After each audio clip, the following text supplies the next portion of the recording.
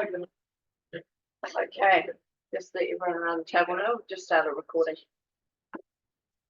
And it's 1 o'clock actually, as well, on the dot. Thank you, Gabby. So welcome everybody to the Golden Bay Community Board meeting for February. I'm just going to pass over to Kim for Karakia. Now, Robert, sometimes you sign, but I'm not sure. Kim, are you using one that Robert? So you No, that was the top of my head. Okay, that's all right. We could maybe just be a second behind. Okay. Whakatakati hau ki te uru, whakatakati hau ki te tonga, kia mā kina ki uta, kia mā taratara ki tai, kia hia aki ana te atakura, he teo, he huka, he hohu, ti he morioi. Good, thank you. Okay, so into apologies. I have apologies today from Councillor Hill. Anyone have anything there, the leave emergency, anything like that? Lovely, I'm happy to move that the apologies be accepted. Can I have a seconder, please? Yep. Seconded by Deputy Chair Knowles. All those in favour? Oh, sorry, how much is it? Oh, you doing minutes? Oh, sorry, Robin. No worries. Gibbs like, why are you looking at me? And I'm going to write it down. Sorry. Apology. Right, I will give it to you then. Okay, so and no leave of absence, everyone's happy. So public forum. So we have 30 minutes for public forum and we have allocated 5 minutes each for individuals or 10 minutes for organisations. The speakers must be respectful, avoid repetition and criticism of elected members and staff and avoid speaking on matters subject to legal proceedings. So first up we have Faces, on behalf of Forest and Bird today. You do. So, thank you for the opportunity to come along and speak today on behalf of Golden Bay Wildlife. In mid-2023, concerned about disturbance to shorebirds, Forest and Bird launched a project called Ngā Awa Waitapu, the Three Rivers Project. The focus of that project is to see wildlife thrive in that area, and that's between Onaho Estuary and Tarakohe Estuary. Now, the project is supported in principle by Tasman District Council, the Department of Conservation, and Mana Whenua. So, what we've got here is areas that are sensitive in terms of dog exercise. And so that's rototime running hayata especially. So during the nesting season, migratory birds, those are our concerns really. So we want to see council enforcement staff working with dog owners to minimise the risks to wildlife, so that those risks can be minimised. So there are social and environmental and economic benefits, year-round economic benefits, in providing alternatives for dog owners to exercise their dog. And although my handout might be called the Tākaka Shared Path Network, we're not talking here about cycleways, we're talking about footpaths where dog owners can take their dogs. So many Tākaka dog owners walk their dogs on rototime and running around beaches, in part because there are limited alternatives in and around town. These beaches are the closest to town, but they require people to drive their cars to take their dogs for a walk. So Forest and Bird are asking the Golden Bay Community Board to adopt a project that we call Walk Tākaka. Walk Tākaka is about the development of a shared path network in and around the Tākaka township. We envisage attractive signage marking the different routes and an interpretive leaflet which includes the map that's available at the Visitor Information Centre and also possibly Tākaka businesses promoting the shared path network. This would benefit local people, visitors and town businesses. And there are opportunities to build on existing pathways and on our natural environment. And I've given some examples: Lake Kalani, the Takaka Town Triangle, Commercial Mahana and Waitapu Street, Riley Street to the river, the Waitapu Stream Path behind Sunbelt Prison, including the wetland there, Takaka to Painsford and beyond. And then I've given a list of options for new paths, and I'm not going to list them all, but what I'd say is that when you go to most towns in New Zealand, you'll find that they have a walk for people to do, that you can walk around and get to know the township.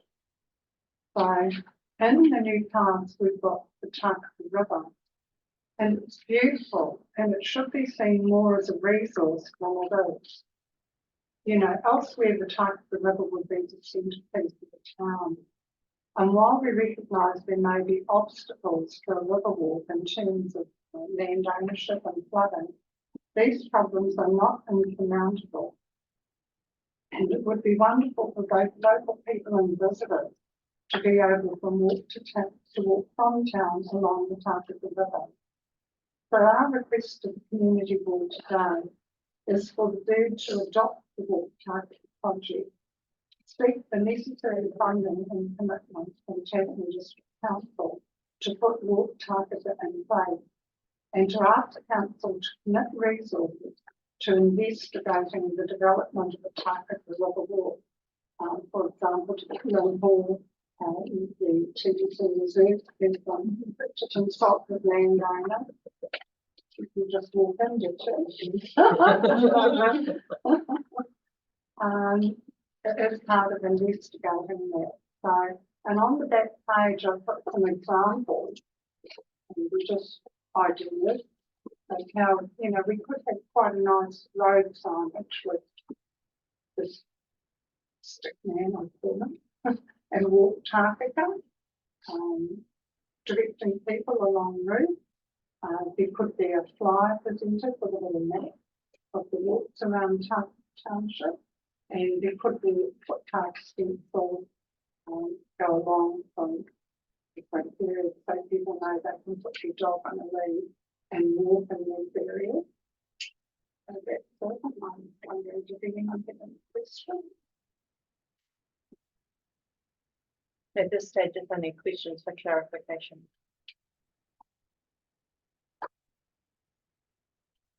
I just have one. I do actually have one. So you want the community board to adopt the project and seek the necessary. So are you asking us to project manage? No, I'm presuming that would fall with Tasman District Council. What I'm asking is for your support, you know, to go to council, to have the doctor. And look, one of the things I realised after I've written this, maybe some concerns about the town. But as a dog owner, I know you often walk your dog very early in the morning or in the cool of the evening, so I don't see it being any problem in interfering with, you know, the high population that we have in town in the heat of the day. We don't have any restrictions about the police in town anyway. Yeah, so my question is around that lead role. Have you approached council with this or any other organisations with this yet? No, so we're the first. We're our first. Okay. And thank you for that. It seems like a great idea. Were you envisaging that all dogs would be on leads for this? So it's an all like. I mean, not when you get to the Tarakohe River, obviously, if you were going down Riley Street. And then also, you know, Sunbelt Prison, if you look behind you on the one I was there, you know, once you get off the footpath, I don't see any reason not to get onto the one I was there. You couldn't have a dog off the lead.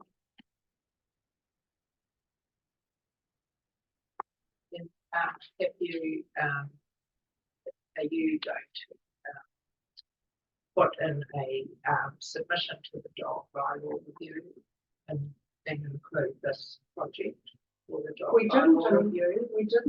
include it in our submission, but I don't know if that's closed, if it's still able to do that.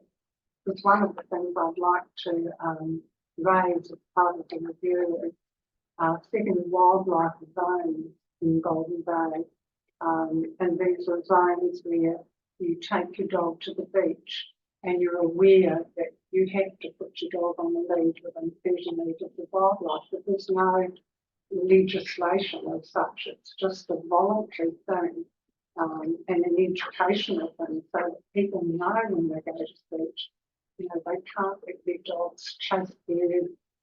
We have an institution called it means that can't lead to like a dog. Almost collected ship that wasn't fledged, wasn't fledged.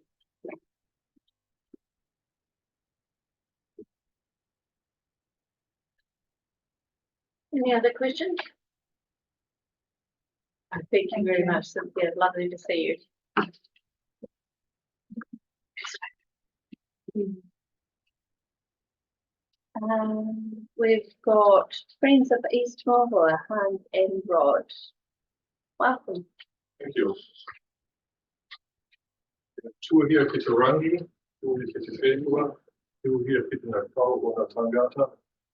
Ko te mea nui, ko te aroha, tihai, Maoioa. And my name is Hans Soffringer, Kura Tato, and I'm here with Rob Barker and Charlotte Squires and my partner, my wife, Ina, who's outside the phone. And we're here to represent the Friends of East Mohua. We're a community group that operates under the legal umbrella of the Tesla Environment Trust.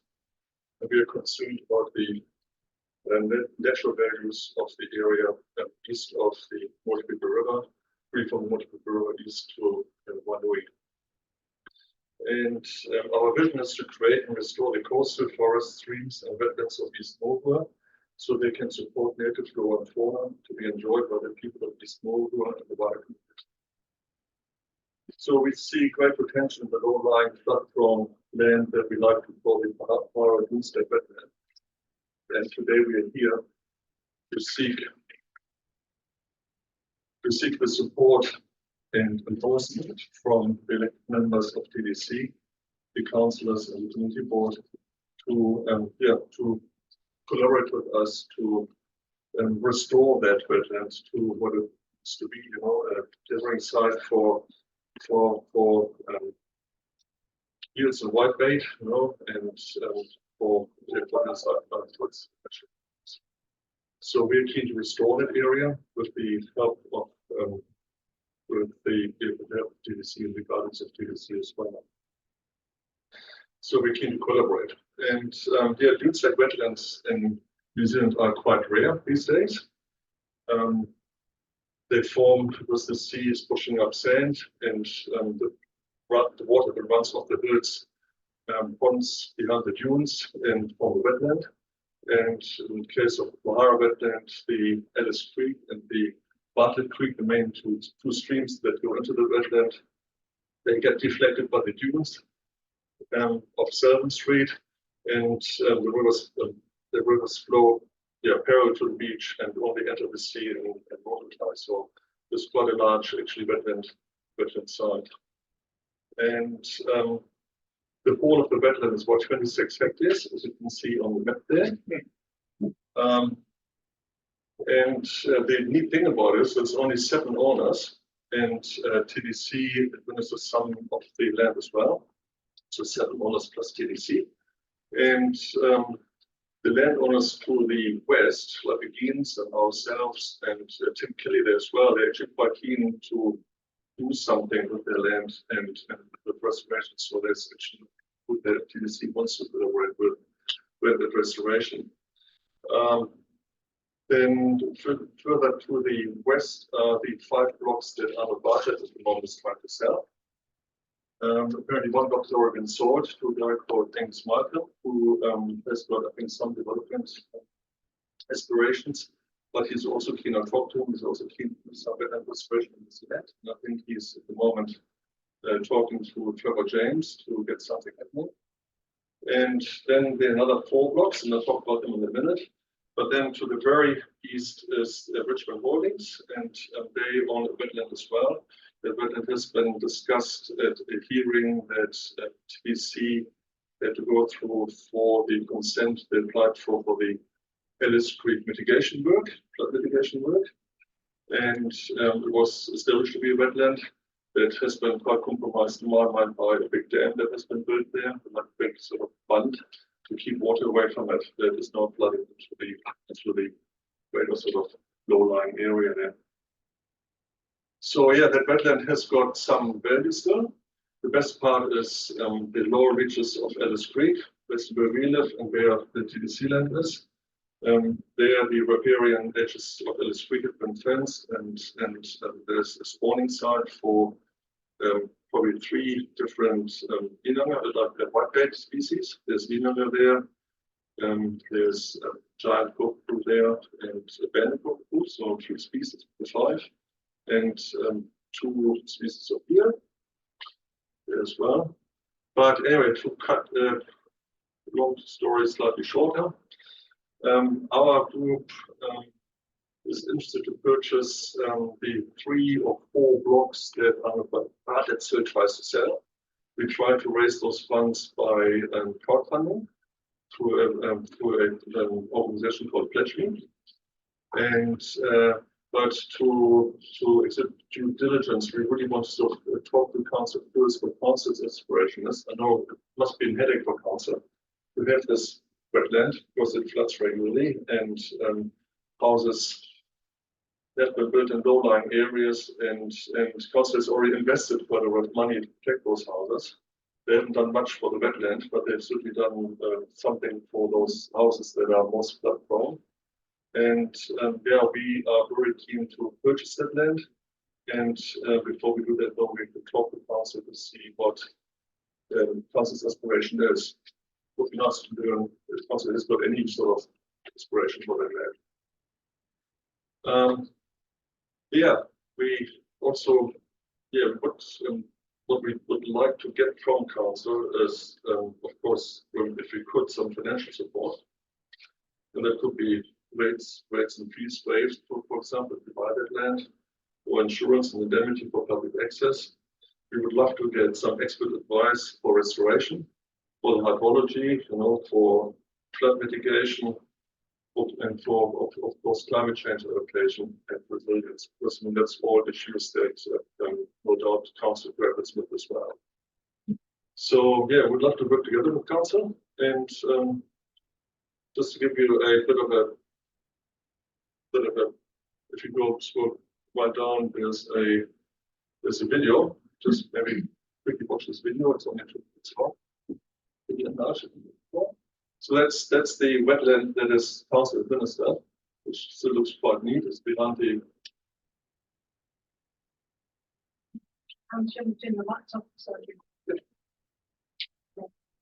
It's sort of behind the golf course, so that's really quite pretty still. I mean, the big trees are all gone, but it's nice to be regenerating. There's definitely a track that goes through it that gets used quite a bit by people. So that's what we hope the whole area could look like once upon a time.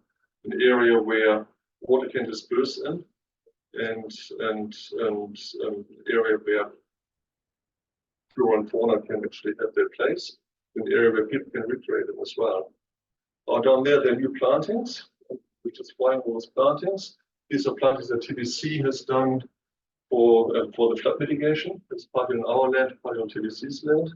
This is a wetland that we've planted on our land. So now we're just flying southeast. Behind our land there are those lakes and open water bodies that a guy called Laurie Healy created. He basically turned his wetland into an open water body and wasteland, and that land displaces water, of course, and puts his house slightly more at risk.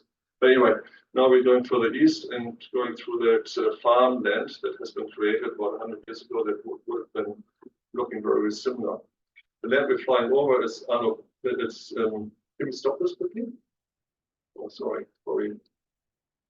You can just see that bare land there. That's actually land that has been filled in very, very recently by through the flood mitigation work, which wastes water of the wetland yet again, displacing water.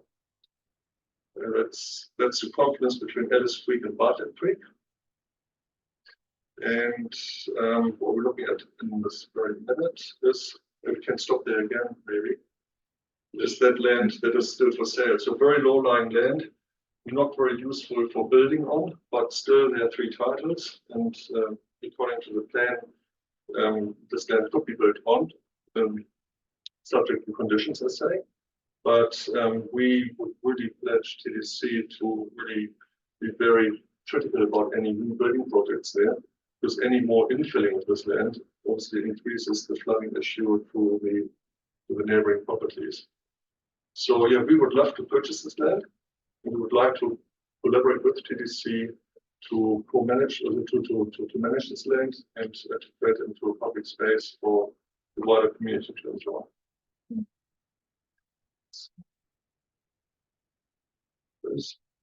Good.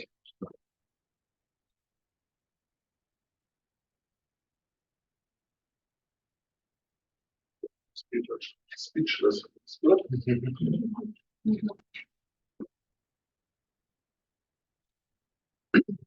So where do you see the community board's role? I would hope the community board and the councillors to entice TDC staff who collaborate with us to come up with a plan for the area that incorporates TDC policy, you know, towards wetlands, towards natural areas, open spaces, conservation, and flood mitigation, of course, as well, and adaptation to climate change. Maybe more questions for clarity? Mark? So really, we want the elected members of council to entice council staff to engage with us. Excellent. I thank you very much for your time today. That was great. Okay. Thank you everyone that spoke in public forum.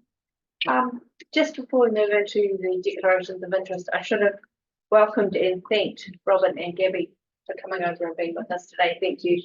And allowing Jess to be serving our community. So really appreciate you coming over. Thank you very much.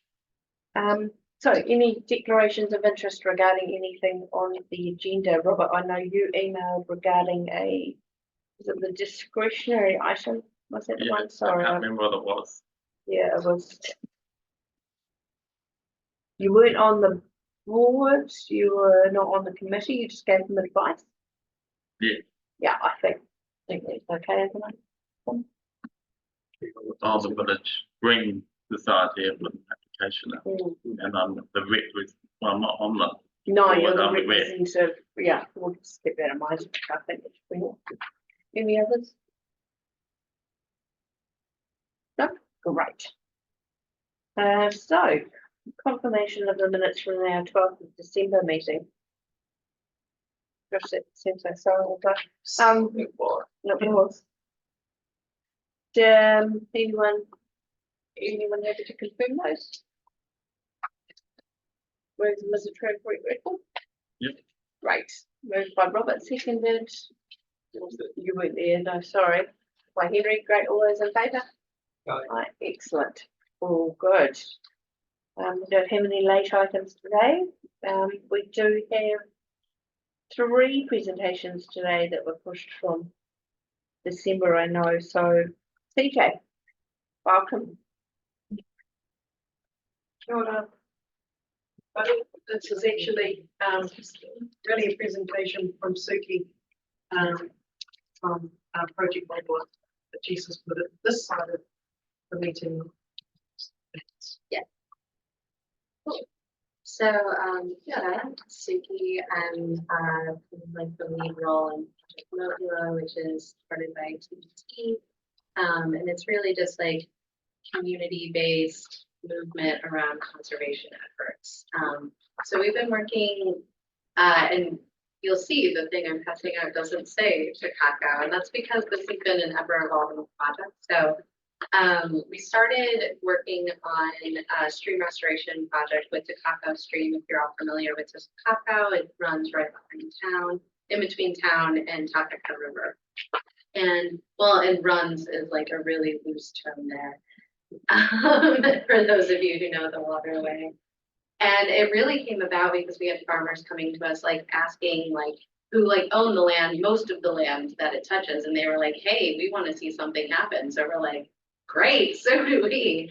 And so over the last year, there's been a lot of like information gathering, trying to figure out, can Kakau even be a stream anymore, which is like a really big question mark.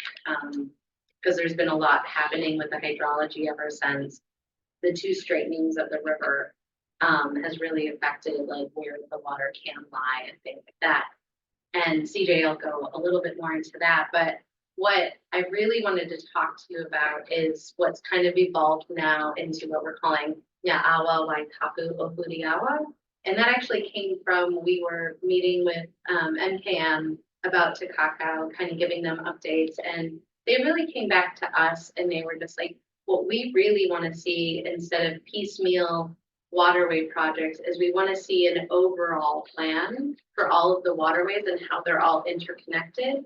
And we want to see that plan implemented. And then, and part of how Project Bohua was formed, what it uses is it like the number one thing that we do is we administer the COB mitigation fund. So we really handle that and help make sure that it's going to like appropriate projects based off of like that agreement that the dam has with the community. And so, yeah, what we're really looking at over the next few years, we're developing that strategic plan. So it started with just working on Kakau, because the farmers were like, hey, we want you to work on this. And now it's kind of really evolving into like, how do we involve all of the waterways of Huriawa, which we've really defined being from Maltapipi Stream all the way to the mouth of the Takaka River at Waitapu Bridge. And we're looking at an overall comprehensive plan so that instead of just things feeling piecemeal, even though things will still happen in what could seem like a piecemeal way, it's actually all feeding into one plan for the overall health of this. As CJ would put it, it's kind of like we all live on top of this huge underwater lake, and then there's bits of that lake that pop up, and sometimes those bits can be Doling lakes, and sometimes those can be rivers or streams. There's lots of different ways that we're all interacting, but it's all part of that aquifer that we sit on, and so it's really taking care of the health in an overall comprehensive way. And CJ, do you want to talk a little bit about some of the work that we've done to date? Just around Kakau and then, Sure. Yeah. The Ngā Awa Waitapu o Huriawa was actually explained to me by Talia Lynch from Takaka Primary School as part of a locals history curriculum document that I've been helping them make with Purako, the stories of Mohua for educational purposes. So there's a council's been supporting Mana Whenua to do that, to create a whole website for education. And part of that has come out that Ngā Awa Waitapu o Huriawa is the focal point for Takaka Primary School. Each kura has a different focal point, and that's their focal point. And I'm like, oh my goodness, that's the work I've been doing, but I didn't know what it was called. So all the years on the Motupipi River, and then moving that energy to Kakau Stream, but also trying to clean up Lake Kalani and have students do research into other Doling lakes. Supporting Project Mohua with stuff at Paynes Ford, it's all interconnected. And so to be given that name and that kind of analogy of the water just pops up in different places from underneath us is really helpful context. And so really excited to be working toward that bigger plan and finding the opportunities, like the farmers on Kakau Stream now are saying, let's get rid of some of these willows and do something different. The bit that's probably important to know is that, as Suki referred, there's the rivers being straightened, the Takaka River's been straightened twice, once in the 1940s behind town. That meander is now where the wastewater treatment plant is, and then the straightening in the 1980s at the Waitapu Bridge has meant that there's more energy in the river, and so during floods, that energy has to go somewhere, and so it's been incising down, digging down into the bottom of the river. It's about 1 metre deeper than it used to be 80 years ago. at the back of town at Puting and at RDA. It's about 1 metre deeper than it used to be. And so that means that there's less water from the Tarakohe River feeding the shallow aquifer in town. And so that's why we get so much less water into Kakau Stream. So people who've grown up here talk about swimming there as kids and things, and you wouldn't really want to now. Crack willows is part of the problem, although the crack willows hold up water and make deep pools. They also cause a lot of sedimentation, and they're absorbing a huge amount of water, and they're blocking other things kind of growing. So we're working with the farmers to stage removal of the willows while we're replanting other things to try and keep shade on the river. We're not intending to remove sediment like we did on the Motopipi, so we don't need to blitz everything to be able to get the sediment out. So it'll be a different looking project to the Motopipi, but the Motopipi's coming away really well. We just spent a good chunk of money on Project Divine doing another big cleanup of that section, and we've got all the artificial fish structures. It's really good. But yeah, so yeah, Ngā Awa Waitapu o Huriawa is exciting, I reckon. And so over the next year, a lot of the work that we're going to be doing is a lot of outward phasing, like community engagement work. So I'm actively funneling a lot of resources that are coming from over the hill, different ways that we can, like, even I just made contact. We're going to be doing like some maybe some weeding days where we teach people like how to like spot the right weeds and like pull out the right things. And yeah, and we're just kind of like funneling resources to create a lot more community engagement and community days to be building up kind of that trust with the community, so that as this plan gets developed, the community can actually understand it and get behind it and also be a part of it. We want to move forward in that way. So that'll be kind of what the next year work looks like. So we might be able to get in and do some willow removal. We might be, but for the most part, we know for sure we're going to be doing a heavy community engagement this year.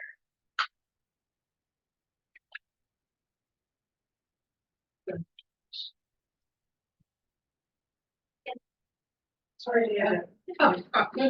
Yeah, I'm just, you know, what comes up next.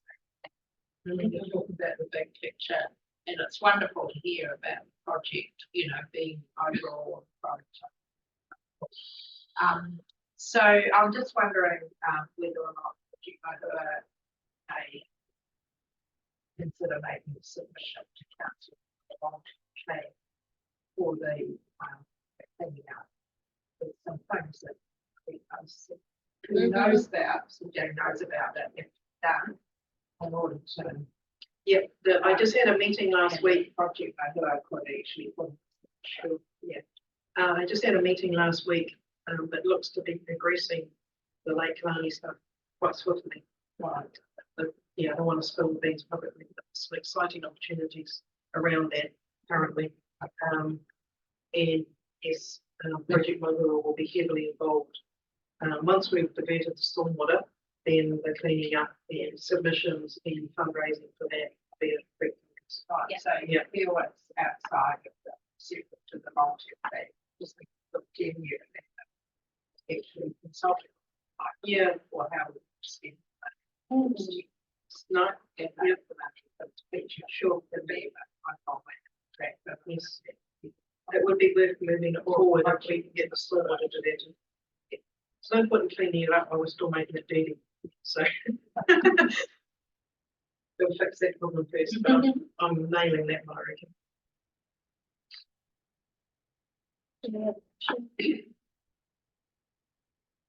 Great. Thank you so much for your time today. It's really exciting to hear. Lynn, thank you so much for coming over. We were sort of debating at lunch whether we'd see you in person or on Zoom, and we're all very pleased to see you in person. Thank you. Come join us, or are you happy in Yeah, I'll show you the presentation and Kelly you said. Should be on the screen. Can we get that emailed to us as well, Lynn? Really Sure, it's quite a big, lots of slides. Oh, maybe just if we put it on the, it should be on the far B thing, should it? Yeah, we'll get out there if it's not ready. Perfect. Beautiful photo from Jess. like that. Right. So those who don't know me, most of you, I'm Lynn Hall. I'm from TPC. I am a boxer. I'm going to talk a little bit about the youth team, what we do, some of our projects here in Golden Bay, and then Steve Richards, my colleague.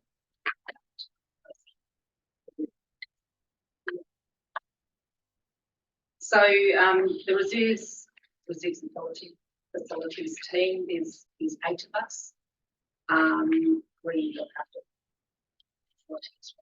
Tasman and Golden Bay, and I will say these numbers are approximate, so I might be out by 1 or 2 for some of them. But basically, we've got 76 reserves in Golden Bay.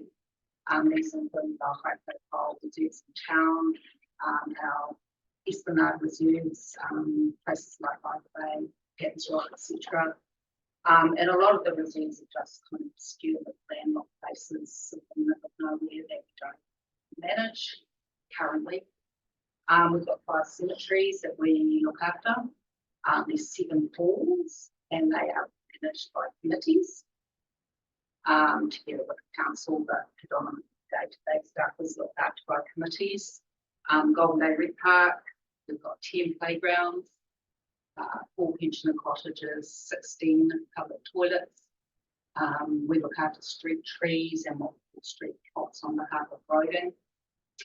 There are usually environmental and wildlife considerations that we have to try and balance with the purpose of reserves, which is, largely for people to enjoy, but we also have to consider wildlife and the environment as part of our management.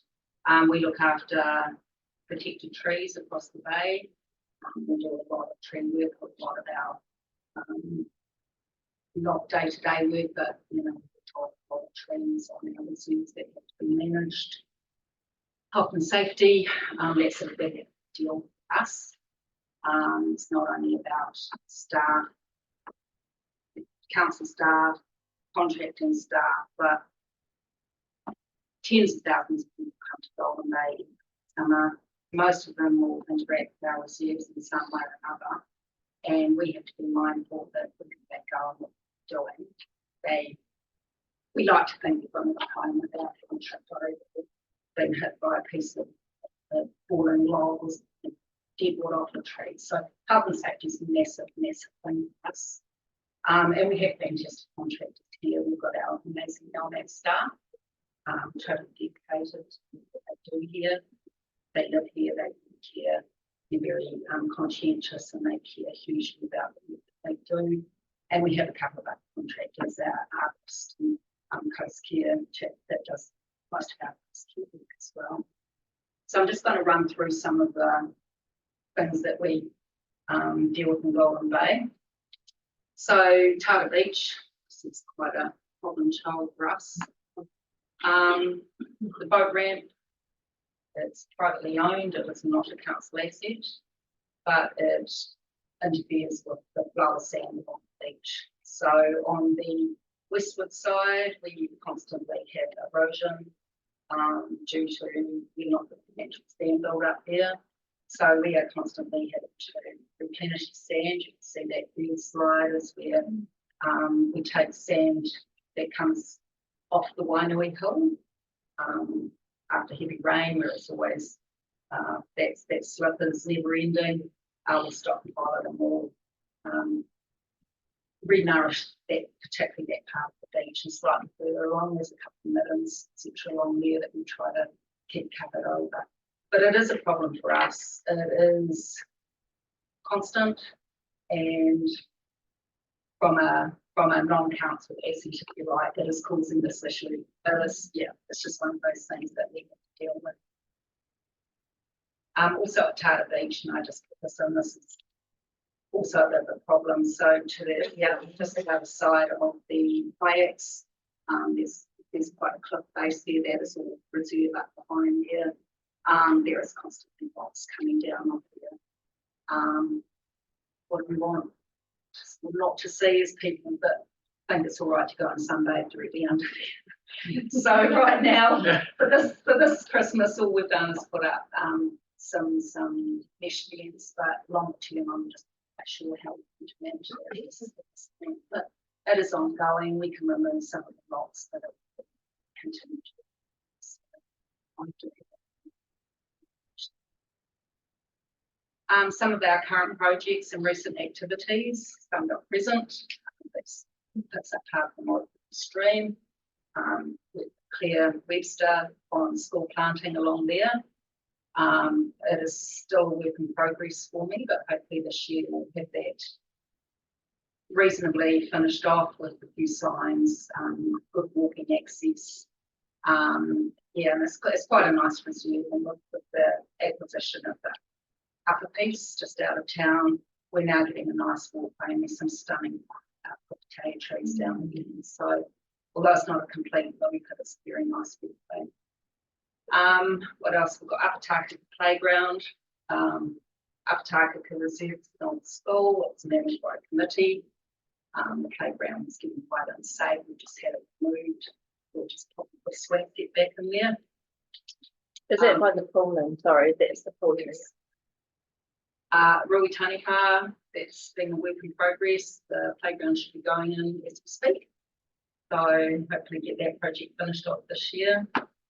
Pohara, Kakau, Bainham, halls that all had fairly significant expenditure in the last few months. Tara Beach, we just resealed the access way there. That was been a long time coming. And the rec park, we're about to put in 3 field floodlights and some lights down the driveway. So quite expensive projects there. Recently completed, and you'll be familiar with the Pohara tennis pavilion. 2-minute slides was how it was looking a few months ago. The community board elected that we, an option at that time was to bowl it, but we've tidied it up. It's looking nice now. A few finishing touches to go, but yeah, it's looking really good. Are the cameras in? The camera is in, but we've got a little. I'm sure it's working just fine. Yes. Well, there, camera. Yeah. Put that down. Yeah. Just fine. Yeah. Projects ahead, Collingwood Cemetery, and I'll talk to that a little bit in the next slide. East Takaka, similar to Upper Takaka playground, is well on its guests, so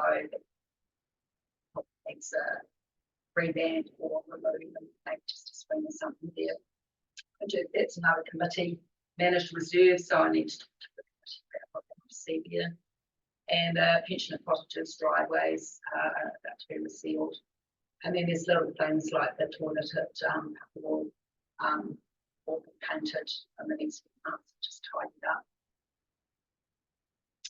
So Collingwood Cemetery, so this is probably one of the bigger projects that we have coming our way in the next year or two. We're really running out of room. You can see just at the top of that slide, we put in a new ashes beam. It's very bright. You can just see that curve bit. That went in about 18 months, 2 years ago. And we put in a new beam, but it's very wet between the ashes boom and the last beam, and we might get one more beam in there, but we need to start thinking about moving across the driveway.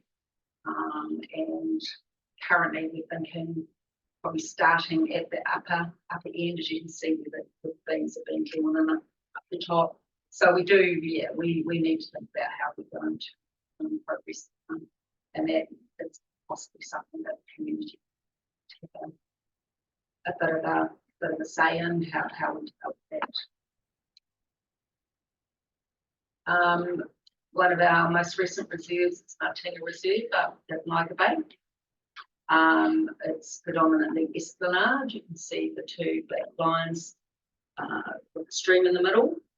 There's a little bit of land, number 20, what does that say, 23, 20, 28. We possibly could put a swing set or something in there. And we also, to the lower side of the road, there's a West Neighbours that we have acquired, if you like, as well. The other quite big thing that we do is protected trees. It's a huge part of our, it's part of our roles. In Golden Bay, there's about 130 protected trees. They sit within the TRMP, so there's solid rules around them. We just started a new round of inspections. Letters were sent out to all the tree owners just in January. So our consulting artists will start inspecting, and then there will be follow-up that comes after that. The trees are put into categories A, B, and C. A being the highest value trees. Those are trees that council covers all the costs of any maintenance that's recommended. B is a 50-50 landowners, and category C, all costs to maintain up the landowner. The trees are owned by the landowner, so while they sit within the TRMP rules, trees are actually owned by the landowner. So although we'll inspect them and advise people how they should be maintained, category C nothing tends to happen, and B, it's a bit hit and miss as well. Just ask that we've got the two trees on the road over here on Riley Street. Are they our trees, or do they belong to the landowner? But they're right on the edge of that. And I did ask as part of the LTP to both to be put on the registries. Do we know? I think they're on road reserve, so they're owned by council. They can't go into the TRMP unless there's a full plan change or a smaller omnibus type plan change. So they only get on to protected tree register through a plan change or through that process. There's a whole planning process that goes. That sort of answer your question. Yeah, no, I was told that they go through with the LT part of the. Oh, not the long-term plan. Sorry, the TRMP. Yeah. Not the long-term plan. Sorry, that's it. So the TRMP. So yeah. So whenever that happens. Yeah. Right. Okay. Yeah. Sorry. Sorry. Right. It's not the LTP. Right, and signs, yes, we love signs. So, too many signs. Yeah, so every second person that contacts us with something that's not right in their eyes, they want to see a sign put up. Go here, don't go there, do this, don't do that. This is Tata Beach Boat Ramp, and I put this up because it's both sides of the ramp. Part of that's on road reserve, part of it's on Esplanade reserve, and not one of those signs belongs to either roading. So, we'll give, calls clean up the signage down there. None of the signs will be affected by or reserves. Lots of useful signs, of course, but signs. I'm going to pass you over to Steve Richards, who is going to talk to you about post care. Thank you, Lynn. Thank you, Ronna. Kia ora, everyone. So my name is Steve Richards, and I fit into the Reserves and Facilities team, managing our coastal dune areas and our foreshore areas. So as you know, we've got all of these stunning reserves in Golden Bay, as well as Tasman Bay. I've got to speak for Tasman Bay today. But obviously Golden Bay's, we've got a lot of work in Golden Bay. So it was just a nice opportunity today to come along and give you an update on some of our work. So we work, obviously, we don't work like Wainui, but we start at Tata and work all the way around to Putonga. So this was just a quick photo here to show you of the sort of work that we start doing, what initiates our interest as coastal erosion. And as we all know, it's a hot topic with climate change and sea level rise and all these storm events and things like El Nino and La Nina, and we're getting familiar with all these new terms. But the long and the short of it is it has, it's having an impact on our coastline. So all our work is all about building resilience. So that's a key takeaway message generally with all of our engagement with our coastal neighbours and all our communities. And it's so here's an example here at Tata, which is down at the northeastern end, eastern end, of an eroded dune there that really is desperately in need of sort of what we would call rehabilitation. And so the methods that we're using for our coast care are all nationally recognised methodologies. It's not something we just dreamed up last week in the smoker room. And so it's all about, I suppose, stabilising sand and trapping mobile sand. And so look, we've got, as we can see here, we've got a granite beach. Our particle size is a bit bigger. Our mobile sand on our granite beaches isn't as strong as our fine grey sand beaches, but still we can trap sand using vegetation and stabilise and make it as resilient as it could naturally be. So that's the key to it. Often we get talk about, sometimes it comes and goes. We might plant it and we lose a part of it in a storm event, and then often communities that jump straight onto us. Oh, it didn't work. We need to put in a rock wall. So we're often having these conversations. So it's all about soft engineering. Obviously, rock wall's all about hard engineering. So in the Parks and Reserves team, we're all about natural process, soft engineering techniques. So yeah. So thanks, Gabby. So here's Liger Bay. So a year or so ago, we hit the stream outlet here at Liger Bay, which is Martinga subdivision, as Lynn was just talking about. So that's really quite dynamic, that delta outlet, and it changed direction. And we think it was a lot of it was to do with the 3 years we've had of La Nina, where actually Liger Bay wasn't getting the wave action on the beach that it normally gets from the westerlies.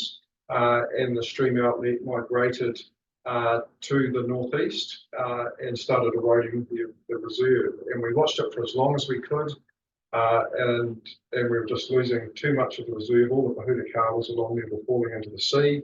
So everyone local will know, will have observed that, I'm sure. And so we just did a quick realignment of the outlet, and so far it's staying where it should be.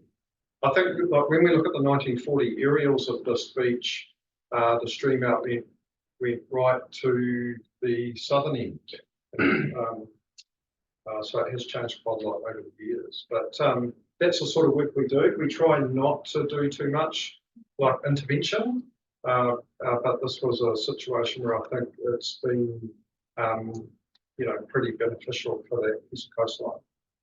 Yeah, thanks, Gabby. What have we got here? Patterns Rock. So we've got a lot of work. So we use in these coastal areas over the years, we've started working in front of our recreation reserves. And generally we have Esplanade Reserve that runs right along in front of the beach. And that'll be in front of the areas that we have recreation reserve as well. So it's a lot of it's about education. And historically, we often have neighbours of our Esplanade reserves who like to treat the reserve as an extension of their own property. And they often have a myriad of management techniques for which they think are best to manage that piece of area. So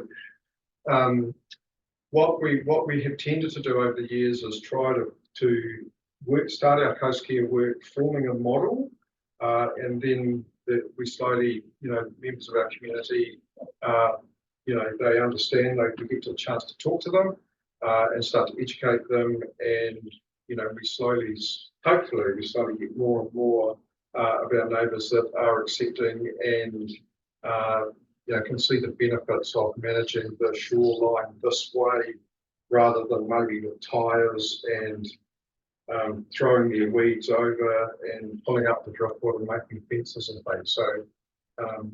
So here's an example of some of our work at Fitzroy. Yeah, thanks, Kirby. So recently at Para, so here's an example of the 3 years of La Nina. So as we all recall, we've had increased easterlies hitting our beaches, especially our east-facing Golden Bay beaches. Para, the western end of Para has been quite affected and cut back. So we had a really great community meeting there last year, and as an action from that, we did a small sand push-up, and that's a photo there showing where we shifted only about 300 cubic meters of sand, and that gave us a foundation to then do some planting. And the subsequent actions are to continue planting our Esplanade Reserve in that area this winter. So that's good. So one thing we're finding, and I suppose this is part of good for the community board to hear about our work, is because we are getting increased inquiry and interest from our communities now. I think a lot of them are starting to really understand this thing about climate change and shoreline movement, and they're wanting to engage with us more, which is really good. It gives us that opportunity to educate. And as I said, just build resilience to those shorelines. Thank you. Here's Tamatea Point at Kakau. So the Coast Care group here started back in 2006.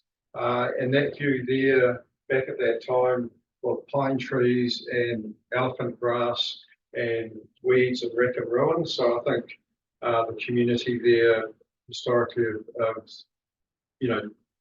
should be really proud of what they've achieved. That's a very good example of a fully vegetated dune system with front dune and back dune species leading into the reserve area. So I think, we should all be proud of that. It's a really natural system. Thank you. And the latest one, so just in January, I've been to Puponga, and some of you will recall there were massive big old man pines there right on the shoreline, and they're completely undermined. As you can see there, the erosion was completely underneath the root plates of those trees. So now that they've been removed, that gives us an opportunity to build some resilience to that shoreline. So that's our latest project. And we had a great community meeting there just a few weeks ago. And everyone was really supportive of what we're proposing to do. So that's another example of another one of our communities which is wanting to engage and, like I said, work collaboratively with us, which is really good. Cool. So thank you. Great, thank you. Any questions? Celia? I've just got a question. Thank you for the presentation. Probably for them. The walkway behind Sunbelt Crest, and then there's the Mr. Work project, and the two are separated by a driveway. What is the what's the story with that? The driveway is legal road pursuit. It's legal road pursuit. So therefore, as it's said, it's a work in progress. Right. So then it's we're going to put a gate in the fence, right, and open up a little bit to stand up present. So, and I was planning to extend the pathway to the first exit onto Able Tasman. Landowners are a little bit marginal about that, but so definitely do open up that up. I've got some signs already that say pathway. So that's great, because I just thought it might be private, a private driveway that was blocking there. Oh, that's wonderful. Yes, thank you. So Any other questions for people then? Great. Thank you very much. Really appreciate you coming over and sharing it with us. Thank you. Okay, Tanya is next up. Hi, Tanya, welcome. Tanya's presenting the Port Tarakohe structure plan. My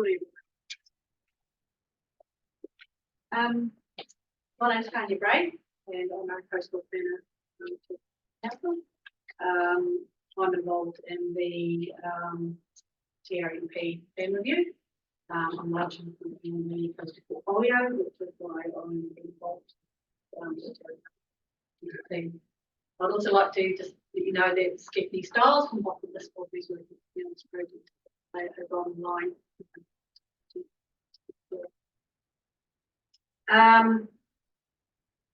By way of a little bit of a background, so I'm aware I've already given you a presentation on it here, so this is more of an update than a presentation on the project. We started down the path of looking at Port Tarakohe because as part of the regional coastal plan, we looked at material that we really needed to start providing to ports as a port and looking to zone it as such.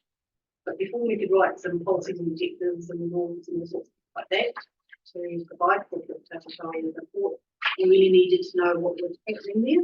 So we got it right, and also what needed to happen there, where it needed to go, what the people do. As you very well aware, there's people using the port, commercial side of it, there's recreational, the ecological value that very important there as well. As well as there's quite a need for additional facilities, things through new strongly consultation for water happen there. And as the only port in the Whole Bay, this seems to be very important. We started watching some provisions for it. So we've done all the consultation to this point, and we've brought it all together in the draft issues and options paper, which has been circulated to you. It's kind of a little bit unusual, but we really acknowledge that the people of Golden Bay have been consulted very thoroughly, again and again and again. We didn't want to go back out and ask them the same things that we've already told them. I think that was right. So the issues and option data paper is largely a consolidation of everything we've heard back. There was a very consistent, going through what themes, what were the issues, options, not so much consistency, but so what we've attempted to do is to bring all together what we've already been told. By way of an update, we're looking to take this back out, very targeted consultation. We want to take it back to the landowners, obviously, if we missed anything. We also, the port users, PTAG, and other groups, the recreation group, and also to key environmental and recreational groups out there as well. Other people listening to feedback to council, Port Tarakohe, and making sure. So over the next week, that's what we're going to be doing. We'll be sending material out. The report and a questionnaire is going to be available on the Shake Tasman webpage. And we've given people until the 1st of March to feedback to us. After that, we will summarise what the feedback, and then the next stage we'll move on to drafting a strategic plan, which will then go to full consultation community. Any questions? My short time in council, community board, sorry, we've had a few different plans go ahead and not happen. How is this one different? Why and how did it work? Funding for this one?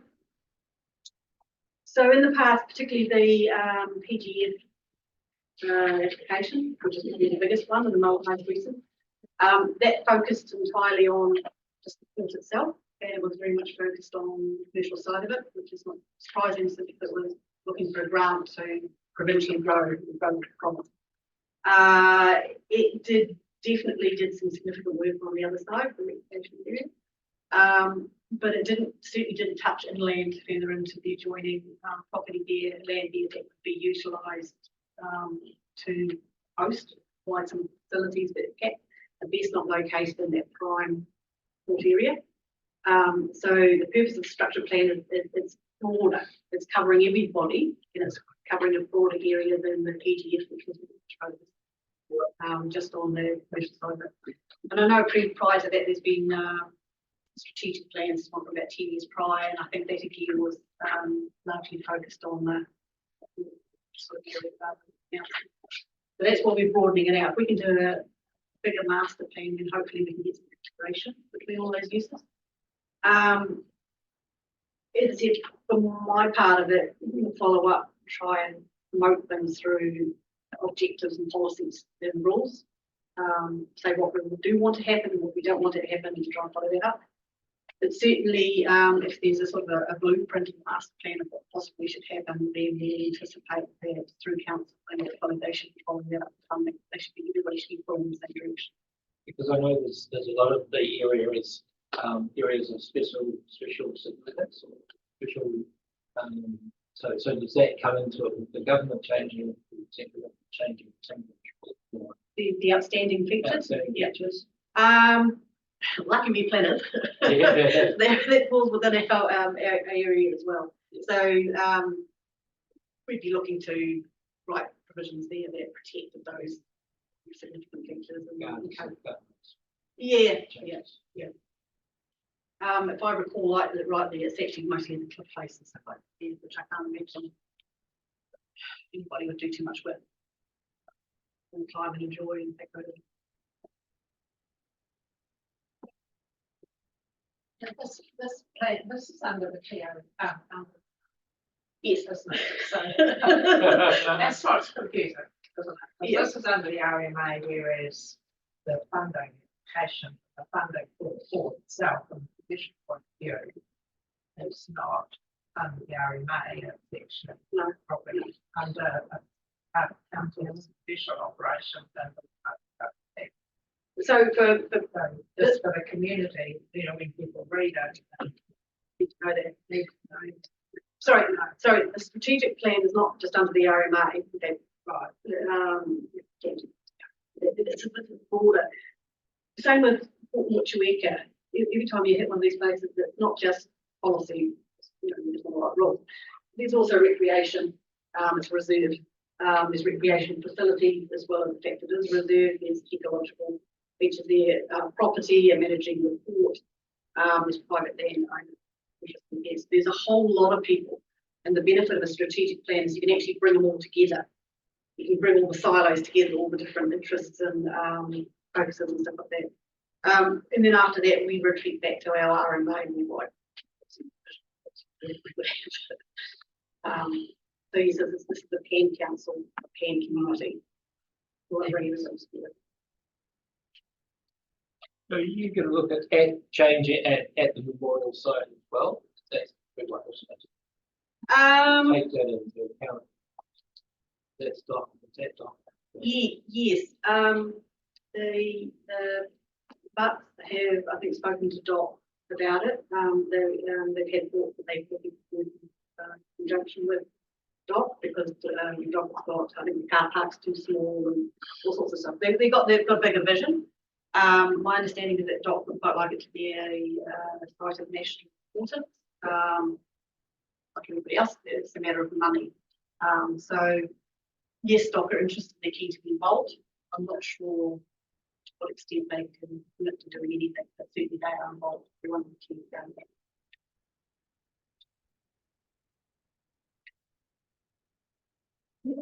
Robert, any question?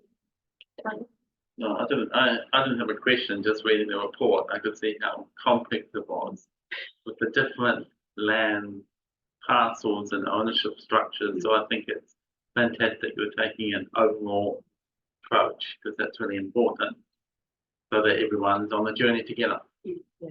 Well, that's what we're hoping, because everybody's pulling in their own direction, which is fine. But if we can all pull in the same direction, we can achieve something that far in excess of what we achieve individually. Yep.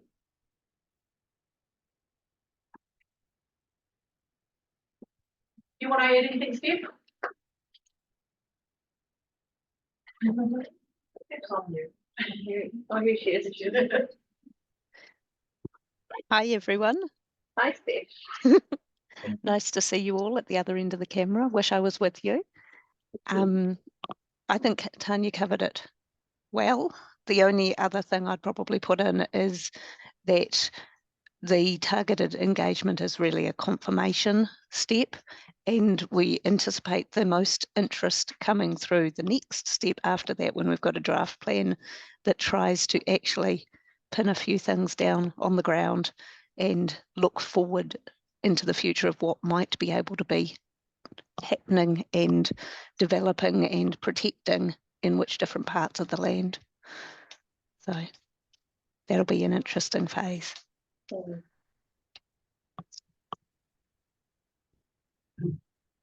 Excellent. Oh, thank you, Steph. That's good. We'll look forward to hearing the feedback from you. Oh, well, thank you. Was there anything else? Thank you so much. That's great. Well, that brings us to the end of our presentations and into our board report. I will find Lynn's report. Here I am. Okay, so we receive it and then approve it. Is that right, Robin? It does, isn't it? Receive it, or it doesn't matter. Okay. Do it a bit of after receive it. Yeah, cool. Let's do that. So no public forum from December meeting.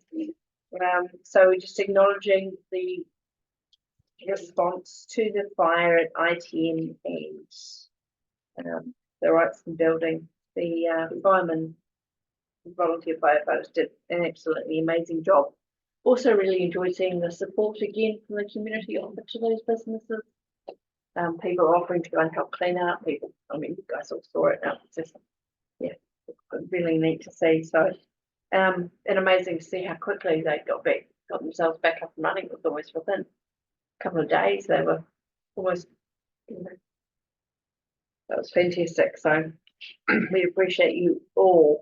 Could I just take a little briefly out? Yeah. I was approached by one of the firemen about the fire hydrants down in Pohara, because everybody started going, well, what about if they got away? What about this?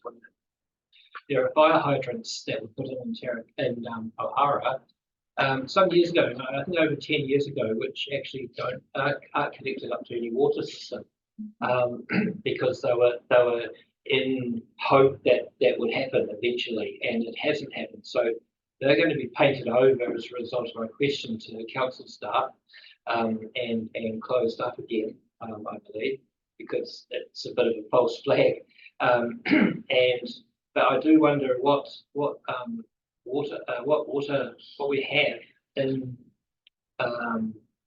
Pohara, especially along the front there, and the subdivision immediately behind. What do we have for firefighter? Well, they all have their tanks. Not those ones. They're the older houses right along the front. Oh, okay, sorry, I thought you said new housing. And the new housing right behind, directly behind it. I believe they don't have tanks. So I'm just wondering. The new housing. Well, you know, the what's it called, that subdivision that was put in quite a while ago now, of where the wetland is. Yeah. Oh no, I think there's some. Hero Place. I think there is some, and I need to double check. Kim, you might be able to, Robin. I think there are some rules that allow the firemen to access any tank they need or require. It doesn't have to be specifically their household tank. If they want it, they will go and they've got authority to get it. Does that sound about right? Maybe I'm making up rules now. Yeah, that's why I can get it out of the swimming pools. Yeah, they can take it from wherever they need to. It's a sort of a yes, but a wee bit of an issue though, I think, because there's no water down there, and they apparently they looked for water from about the school all the way along there, and they couldn't find something that amount of water to be able to hook up to those fire hydrants. So just, it's good to know that those fire hydrants don't work, just so that people don't think that, you know, aren't led into a false sense of security. That's good. Chair, can I suggest that you contact Grant Hay, which is the regional commander of things. Oh, that's a good idea Yes. for a plan. Yeah, I suggest though that the fire brigade, I mean, you're talking district wide. I mean, Tarakohe has that supply, but Yeah. nowhere else are sending up a water tank every time, every job for that reason. Yeah. And then that's simply, they have a team tasked with trying to find the nearest water source, wherever that is, whether it's the swimming pool or a water tank, and they just got to think of it. Yes. Good conversation. Awesome. Okay, thank you. Yeah, just a little bit about the water testing, which is ongoing. I think 3 sample sites have returned a positive. They had I at think that that's all. stage. That was on the 11th of January. That Yeah, when so- the report- I think that's all been Yeah. fixed now, hasn't it? Well, I don't know if it's been fixed, but the latest sampling, which was just done before, we had the results come in before the weekend, showing that we no longer have those higher elevated levels of what effectively was the paint stripper. Yeah. What we don't know is whether that was a fire-related contamination or whether there was some other event that people were using, particular sorts. But what it's shown is that it gets into that system and it takes a while to flush out of it. So we've got at the moment, obviously, sense that we've still got to encourage people not to. What was our direction? We've had an immediate release. Full council have any concerns. No further testing is proposed at this point, but we encourage anyone to take in a particular northeast direction from the fire to the core council if they do have a concern to report any issues with the water flow. So it's only sampling that we've got at this stage that says that things are all clear. We've obviously got Fonterra quite concerned about the quality of the water supply, so we've got ongoing discussions with them. And off the back of that, there may be some additional testing that they sanction that we'll work with them on just to give them that's confidence that they're using water that's actually not contaminated. So yeah, but what it does is, I guess, highlights the risk. And I think that by getting access to water is another part of that same story. The way the water system works here, without investing in a reticular supply, you really depending on groundwater. If something goes wrong there, then everyone comes to a standstill. We were offered a reticulated supply about 10 years ago. We couldn't turn it down. That's right. It's going to be government subsidised. Yeah. These things come back to bite you, don't they? They can. Oh, So it looks all okay at the moment, but it was a bit of a scheme. Well, but as I understand it though, each household though is responsible for their own bore and technically their own testing. Yes. Yeah, if they want to ensure it's safe, but the council's obviously trying to be, I guess, proactive and test to a wide area just to make sure that it was. It was a service that was provided on Yeah. behalf of the community. Yes. The actual regulator was not active in the sense that the council was carrying out the testing at its own expense in order to provide the assurance to members of the community over here that what was likely to be the case with their groundwater supply. Yeah. I think it's also a good reminder that we, in town especially, but everywhere really, you're careful about what you put down the drains. Yeah. That's right, and that could be what we picked up. That's right. Because this wasn't scientists doing it, it was my team, who actually jumped in to say, right, we need to do something. Yeah. And they found themselves pretty much running the testing program as the right thing to do, but not necessarily the right people to do it. Dangerous parking. There was some correspondence, an email received through, I think it went to the whole board. Did everyone see it? A parking complaint about Langford Store. Sorry, you think I'd remember? I think I'd remember that. So that was passed on as a service request, and I haven't heard the outcome. I'm assuming staff checked and visited and there maybe was suggested a sign. Inconsiderate parking was the cause of the problem, and some actions being taken, so infringements have been issued. Oh dear. So it was validated and action needed to be taken to stop it. Yeah, if that thing happens, people are reminded to take photographs of offending vehicles and number plates. Yeah. Action will happen. Yeah, I don't. Correspondence item. Board have received a request for support current dementia program. Okay, so we'll do that in the next. Oh, did that come as a? Did that go into the discretionary fund? It didn't, did it? So we kind of need to discuss it. Well, they seek board support to identify suitable candidates.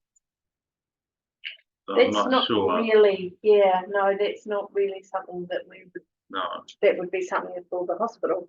and it hasn't Gone back in. specified request for support is exactly what. Yeah, Is it a letter? I will go back to them and clarify.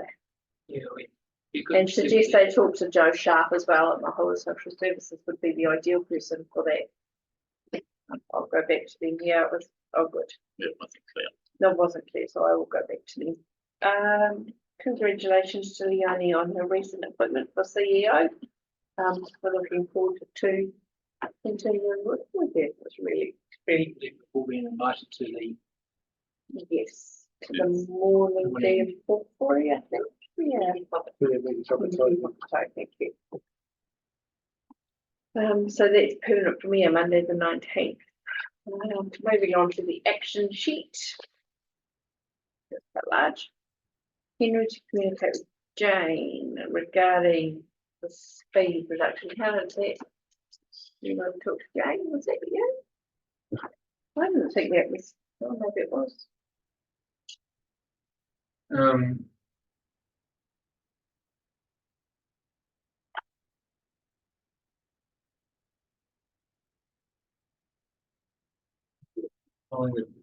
Yeah, Yes. that was in December. Yeah, no. I didn't think it was you, but maybe when I read it, I was like, oh, maybe I it feel was. like that. Yeah, I mean, perhaps, but I feel like it was sort of. It Oh. was sort of superseded by. Oh, the speed action that they management. were- Yeah. Yeah, okay, so that can, that's good. The beach access, disabled beach access can come off with that action is complete. Whether or not the board want to discuss that in another board meeting is, we can do that. Kim Drummond board. Kim to coordinate staff, oh yeah, that can come off because we've been invited to the workshops. Abby to contact Richard Kirby, I did that and I received a response from Richard. I emailed Robert and then I emailed Richard and got the, thought you'd talk to Robert about this. And I was like, well, I had Richard, but I didn't get the answer I wanted. So I'm trying to, and going anyway. So that is, I don't know what we have, how we progress that on the Kakau boat ramp issue. It comes back to money. Yeah, always back to money. But it'd be such a shame to lose Yes. such a great community asset. Is it not possible to talk to Doc We could, yeah. about using some of the land right next to the road? Because it is technically, isn't it the boat ramp? I believe It's on so. dock land, yeah. It's on dock land. It's not, yeah, it's not really, it's just an access really. It's no actual infrastructure there as such, sort of a turning area. Yeah. It's a place it's accessible. You get a boat. Yeah, it's great. It's great, it's that 4-hour window around high tide. Yeah, it's good, but it's just, it's not like, it's not actually like a concrete ramp or a form. Because that would be very, there'd be a lot of hoops to go through. Yeah, that's not what's needed, it's just the access to the place. The ramp itself is fine, it's just the road that's on the council. Would you be keen to talk to Doc, Henry? Yeah, well, Progress I that mean, further? I could. Yeah. Just see if we can use some of their driving park. Go through Andrew Livingston. Yeah. Yeah. Go for Yeah, it. He'll it's seem to read us to the right place. Yeah. We're currently talking to Andrew regarding the performance of the boat ramp at Araroa as well. Okay, Collapses. right. So so you could line those same discussions up on them. Great, and the next one was the signage at the Pohara campground. I haven't actually seen any signage, but I did notice there was a Facebook post. And I think there was something in Newsline, and it says signage has been installed. I haven't actually seen it, but it doesn't mean it's not there. I do know on the fence and brown there's a public access. It's really hard to see, but It's not really what we want, is it? no, I don't. I think it's been there for a long time. I don't know if there was actually any new signage, so I might go probably Stalky Drive and have a look. It says it was installed. It says it was installed in January. January, but yeah, and as I say, it doesn't mean it's not there just because I haven't seen it. So we'll double check that, but in the meantime, it can come on. So that was a good outcome. At this point, do we discuss the public forum items and whether? No, next month. Yeah, but do we discuss? Oh, what you want to do with it? Yeah, what we want to do with them, Okay. that's what not to decide Yeah. on them. No, just sure. with what we're gonna do. I thought I would, and I'm happy to be corrected. Oh, God. Was that further down?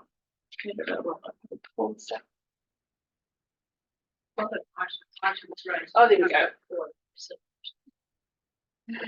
Yeah, that's only for the previous ones. So for the shorebird protection one, We can just put on the next. yeah, that'll be the next. I'll get some information. I just wanted to clarify, she didn't want us to project manage or lead or anything. She just wants our support, so that's easy enough. Yeah, So this will be included with our, and then we can make a recommendation to staff that's or fine. to council.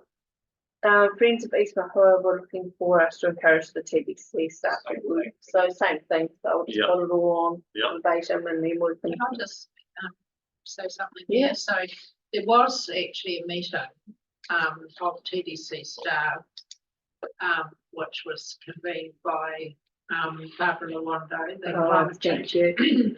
And it had all the staff who would, you know, have potentially be involved, which was Trevor James and Alistair Clements, who's the hazards person, and Rob Smith and so forth. And the consensus of that meeting was that it was a valuable project Right, from the point of view of that's useful, thank you. climate change issues, biodiversity, and flood mitigation and that type of thing. So it sort of got, informally, Yeah. it got a support from those Right, yeah, team leaders. And the wider suggestion was for the board to consider, to hear the package that was going to be outlined as you have today. And then potentially to have what councillors just said brought back to the community board from staff to actually talk about the value of, you know, the inherent value of the project, the feasibility, you know, those sorts of core yeah, steps that'd be great. that might then inform whether, you know, how much weight you put in behind something like this. Yeah. Because at the bottom of this, there is some funding requests and you've got the long-term plan coming up. So, you know, ultimately there's limited funds. So what do you get in behind? Yeah. So that was the suggestion that we could actually have a formal paper come back to the board. Yeah. To look at the merit from people like Trevor James. You know, So if I talk to Barbara, she might be a good. so she was ready to, if that's what you wanted to do, she would, she'll put it together. She'll pull it together and provide some info, so I might, and I'll email you this afternoon, or. Yeah. Do you want to? And then put it into the chair, the board report for next time. So it's only more a with paper, could even Yeah. come as a paper. Yeah. In its own right, because it's something Yeah. you're sufficiently interested in to say, tell us more about the merit of this. I'll leave that with you, Grant. Done a lot of work in that, in those fields there. Yeah. And definitely appreciate it. But it would be the best option, that land, revert to wetland. It would be probably to try and put any building land. Oh, yeah. But it is zoned for that Yeah, very it reason, is. and It is. people have got freehold title to it. Yeah, with that. that's right. But I think that the council, if this group, it sounds from what Hans was saying, it sounds like they're prepared to do some fundraising. Yeah. You know, actually But like buy the it. people's spit, it's the golden days version of the people's spit. Yeah, I think if council do whatever is necessary or at our disposal to do that. Amazing. Cool. All right, well, that brings us to the end of our board report. I'm happy to move that it be accepted. I have a second. Seconded by Deputy Chair. Sorry, I'm looking at Skippy again. Sorry. I'm just so used to Jess being it. All those in favour? Lovely. Discretionary fund applications. So, we have 3 applications for this. Yeah, we'll just go through and discuss them and then do it all at once at the end? Sure, just to clarify, Tarakohe Village Green, what do I? Well, you already, You declared Yeah, You've declared. that's sufficient. yeah, okay, You're that's all. the board read, so Checking. it's not as, it's not like, you know, No, voting rights or anything on that. yeah, all good. So the Village Green are looking to restore the murals that Chris Finlayson is going to repair them. Yeah. They are looking a little sad, the poor little sea creatures. I am more than happy to grant them $500. Happy to discuss as well if people have. Yes. I've got 12, got two so far, haven't I? 1,200 and 1,000. That I've read here. Correct. Don't know how much they've got so far. The data community has contributed approximately 1,200 via public appeal advertising and a grant of 1,000. So is that 1,200 in total or 1,200 and 1,000? 7,000. Yeah. So what happens then if they don't get? What about our other fund? There's ongoing fundraising, Yes. Yeah. so. Yeah, you were talking about our special projects. Yeah. Well, I'm happy and I trust that the Village Green will just put the money in the account until it's. Yeah. Yeah. Yeah. Yeah. All right, that's the grant. The Anahata Yoga Health and Education Trust. We've got comments on this one.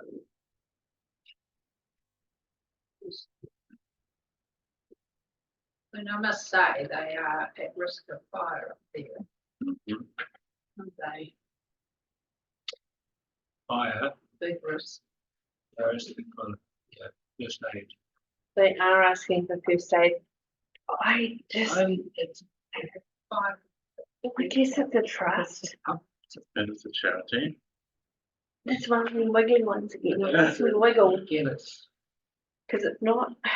yeah, not necessarily a business, it's a business that's not necessarily a, Yeah, that's what I was thinking when I was reading it. I'm going, oh, I don't know. yeah. I was hoping someone else would know. Do the retreats that they run, do the people pay for them? Yeah. Yeah, lots. I understand they're quite expensive. Yeah. Yeah. The I know they've costs got. built into. Sorry. People seas. Yeah. Yeah. But they're All paying over the world. good money. Yeah. Yeah, they build the cost of the first aid kit. Treatment. You gotta buy an online course for $100. Right. Yeah. Oh, I'm inclined to decline that one. It doesn't quite fit. No, Something yeah, it doesn't quite doesn't. feel It right. doesn't fit. I like the idea that they want to, make sure health and safety is important there, but is it our not a public? No, it So was the much yoga organisation, but it's- festival where everyone was welcome. It was giving back to the community. I know that they do give back to the community because they encourage visitors and tourism, but it's sort of similar to when Burnell Yeah. wanted to start that tourism up at the poop and sell the water and I like that. All right, so Last sentence sort of predicts what the decision might be. Direction. no one. For alternative funding ones. Oh, well, there we go. It's really their responsibility as a business. Yeah, Yeah. I'm comfortable with the decline. Yeah. It's It's not really our remit. No. Okay, all right, the 10 bum triathlon. Asking for $287 to pay for the traffic management. This I would say is, Yeah. and we can. Yeah, well, that was my thinking too. Was everybody comfortable with granting the? Yep. The traffic management? Oh, that's quite famous. That's I'm interested to know how come the traffic management plan's so cheap. I know. Are they only Is using that a a council little? fee? It's a council fee. Just Yeah. They're developing it and they want, PNP submission. but does the council charge $287? Do you think that way? But then they'd be probably paying for it. Yeah, that's what they said, they Well. had to pay someone to fill it, because you can't do it unless you're an official Yeah, person. But like closing the road to get our Christmas decorations up with the Santa Claus, crazy. Yeah. It's gonna be like $6,000-7,000. Yeah. Ah, yeah, true, that's just a little bit, Yes, that's Good just point, the Robert. council cost. yeah, okay, so maybe the next cost, but anyway. All right, so I'm happy to move that we received the report and grant the Tākei Village acquisition and the Golden Maid Timber phase one, but decline the Anahata Yoga Health Education phase. Have a second? Right, you'll move it? Yeah. One of us, Robin, Shirley, type and Thursday, lovely. All those in favour? The financial update. On here, was anyone, I'm happy to say that it's read, unless anyone's got any specific queries, worries, Robert, looking at you. No, nothing. You're happy? Well, that Yeah. makes me happy. Would you like to move a bit? Yes, I'm not going to accept it. Robert and Henry, all those in favour? Lovely. And that actually brings us to the close of our meeting. 2:36, if we could just close with Karakia, please come. Kia whakairia te tapu, kia wātea ai te ara, kia turutu whakataha ai, umi e hui e tai ki ai. Thanks, thank you.